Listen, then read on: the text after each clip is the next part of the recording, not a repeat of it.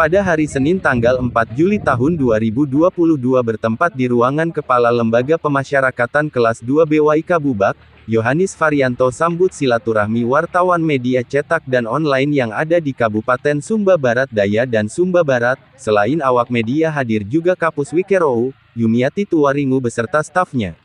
Kegiatan ini bertujuan mempererat tali silaturahmi yang terjalin antara Lapas WAIKA Bubak dengan insan pers. Selain itu, juga dalam rangka mendukung program-program Lapas WAIKA Bubak.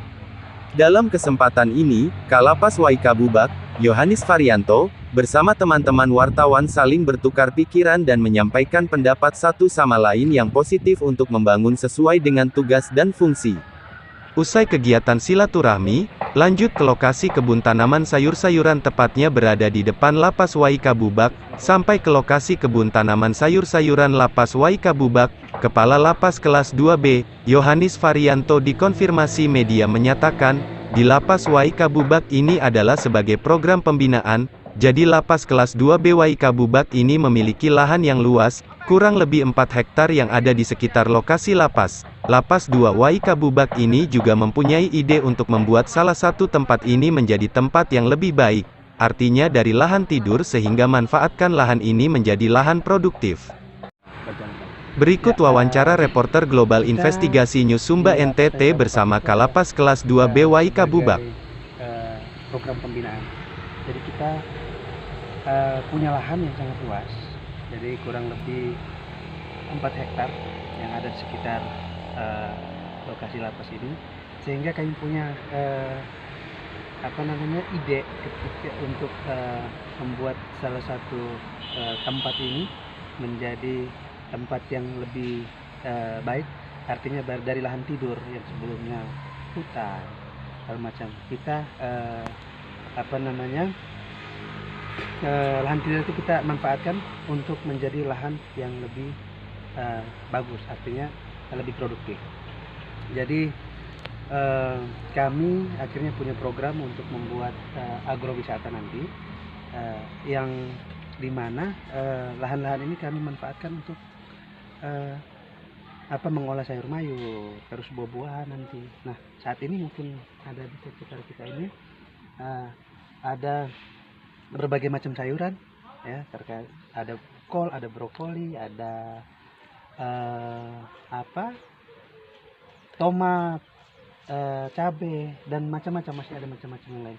Dan semua yang ada di sini adalah pembinaan kami terhadap warga binaan kami yang ada di sini. Jadi mereka kita bina, kita latih untuk bisa setelah bebas nanti mereka bisa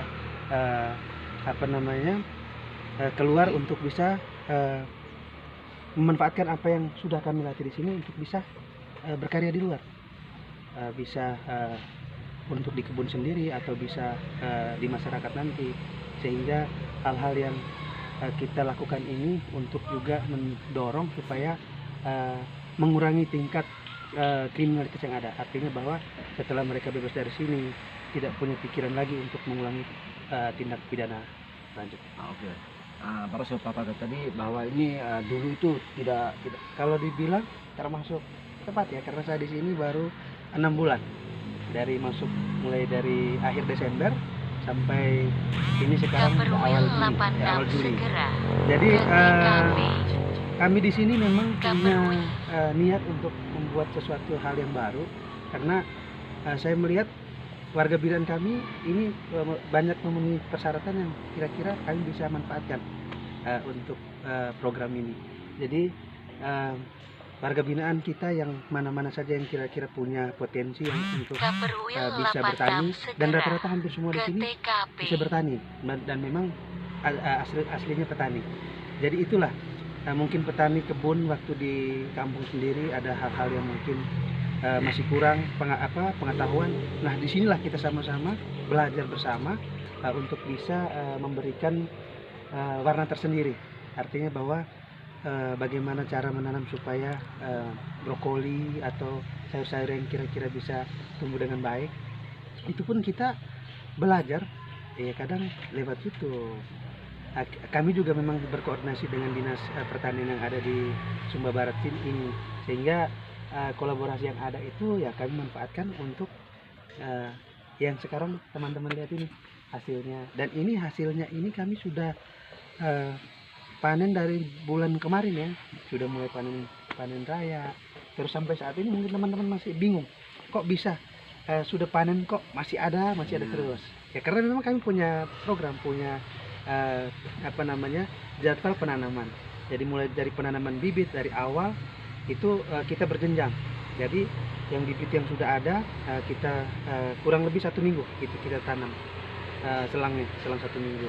Jadi yang 1 minggu kita tanam dulu, terus berikutnya kita tanam lagi yang lain sampai berlanjut seperti itu. Jadi kalau masyarakat kepingin mencari sayur mayur, disinilah kami hampir tiap hari itu panen sayur.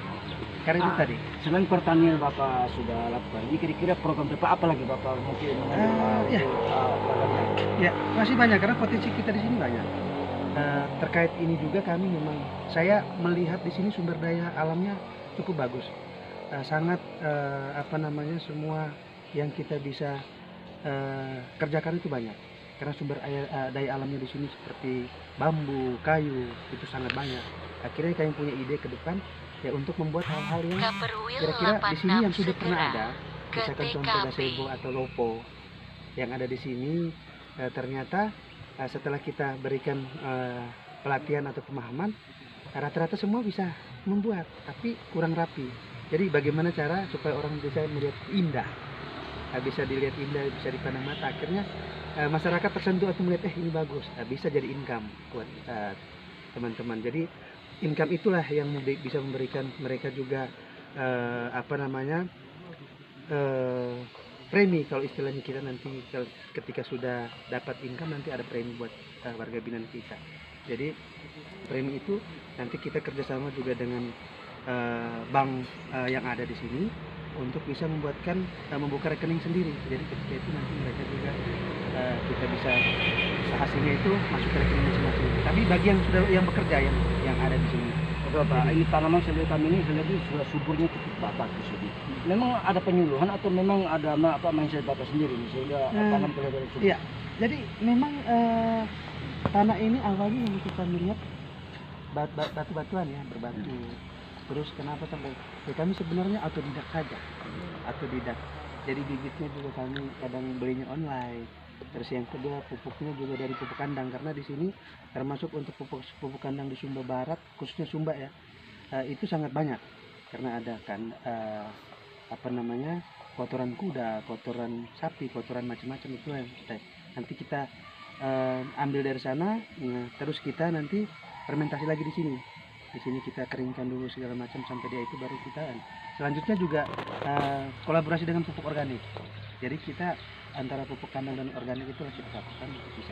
Terakhir Bapak, harapan dan pesan Bapak kepada warga binaan Bapak nanti untuk konfirmasi dengan harapan Kalapas kelas 2 BWIK Bubak kepada warga binaan, setelah bebas dari sini, mereka bisa kembangkan apa yang sudah berikan, juga meminta kepada pemerintah, masyarakat untuk mendukung program yang sudah kami lakukan.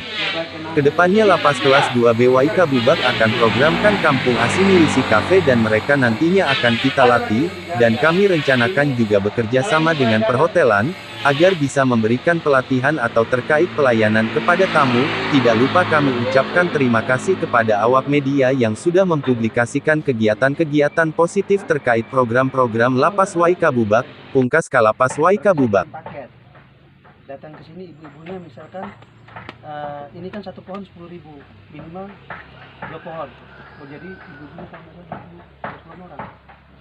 Sayurnya 20.000, dan sudah itu. Terus 20.000 tapi saya kasih gratis bonus kan. Terus kelapa mudanya sekian, makanya sekian. Saya siapin di sini semua, langsung dibayar. Ini bos, udah. Nanti kedepannya prosesnya seperti itu, pakai paketan. Ketika orang datang, kita sudah siapkan paketan. Paket minyak bisa di sini. Iya, misalkan kalau ada itu bisa. Ini kan bisa bikinkan agak gede.